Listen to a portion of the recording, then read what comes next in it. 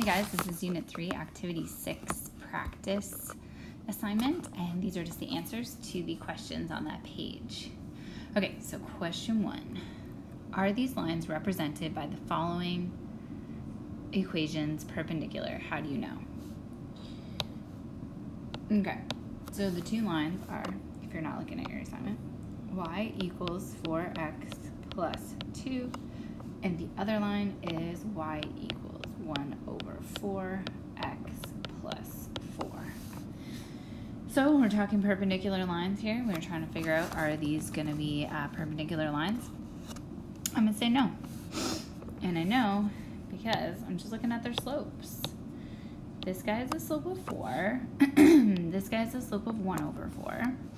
So if I were to graph those, just a rough sketch, it's going to be a y-intercept of 2 over up 4 over 1. It's going to be a pretty steep line. This guy has a y-intercept of 4. And it's going to be up 1 over 4, so it's going to be a lot less steep. It's going to look like this. But they're definitely not perpendicular.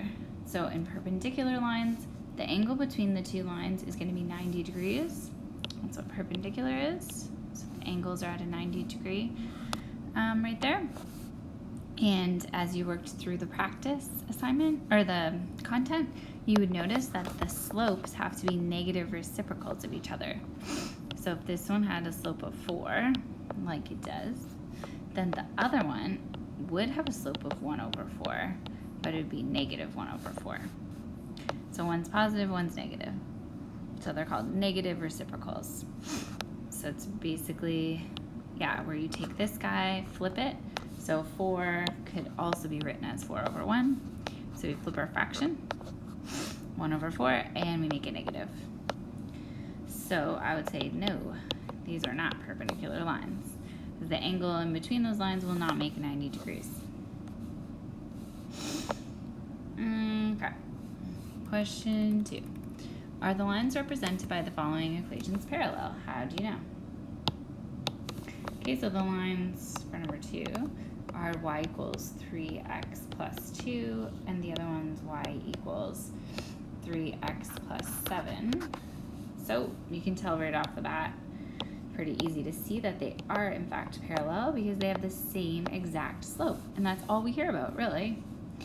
The y-intercepts are different, which I think is kind of good, otherwise they'd be the exact same line. So one line has a y-intercept at 2, up 3 over 1, so like this, and the other one has a y-intercept of 7, maybe up here, and has the exact same slope.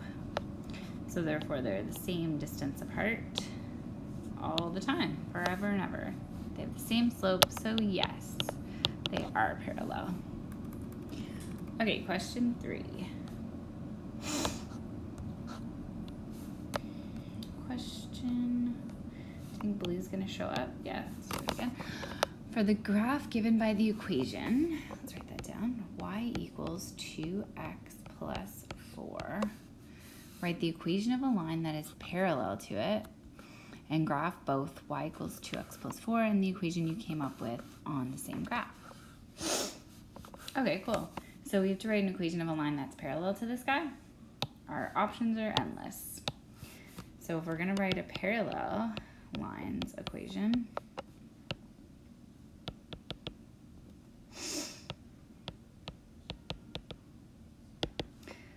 as long as we have a slope of 2, so I'll put that. We can pick whatever y-intercept. So maybe I'll pick like -1. And that would work because since they have the same slope, the lines are going to be parallel. And if we had to graph them on a grid, I probably should have chose grid paper instead of a cool black background. So let's see. Hey, I have a cool grid background. That's awesome.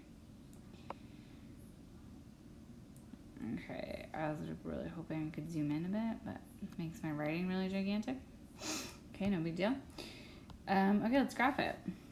So let's say this is our grid here. So our first line is 2x plus 4. So 1, 2, 3, 4 is our y-intercept, and our slope's going up 2 over 1, up 2 over 1. or I could go down 2 over 1, as long as my line is sloping up to the right since it's positive. Okay, so there's that equation. Y equals 2x plus 4. And then my other equation, just graph it in green, y equals 2x minus 1. Is that a minus 1 intercept, y-intercept, and then the same slope. So up 2 over 1, or down 2 over 1. And so there's our equation, y equals 2x minus 1. So there we go, 2 lines that are parallel, and you could totally have a different answer, because you could have put, you know, a bunch of different stuff for that. That's what I put. Okay, moving on. That was number 3. Okay, so now we're at number 4.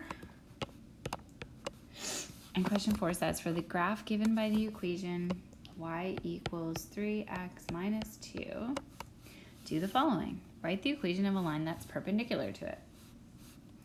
Sure. Okay, so a perpendicular line is going to have a negative reciprocal slope. So we know if this one has a slope of 3 over 1, then this one's going to have a slope of negative 1 over 3. So that's perpendicular. X. And then again, we can pick whatever y-intercept we want. I could pick 0 and not even put 1 in. I think I'm going to do it. And then we have to graph them on the same graph. Sure, we could do that. Just draw grid lines for our axes, our x and y axis. Okay, so the first one, 3x minus 2. So minus 2 is our y-intercept. We go up 3 over 1, like so. So there's that one. And maybe I'll write my equation because that's good. And then the other one's just y equals negative 1/3 x. And so that means the y-intercept's going to be 0. And we'll just go down 1 over 3. So this one has a negative slope. So you know negative slopes slope down to the right. So even if you want to go like up 1 over 3, as long as you're going in the correct direction to make the slope negative. I feel like that's not right. 1, 2, 3. I can't count.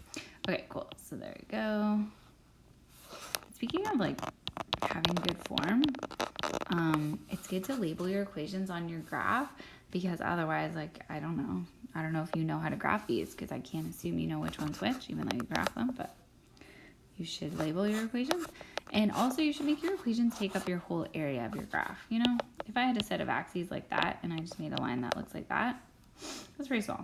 Like, why not just extend it to use up the whole grid? Just while we're chatting about form, that's good to do.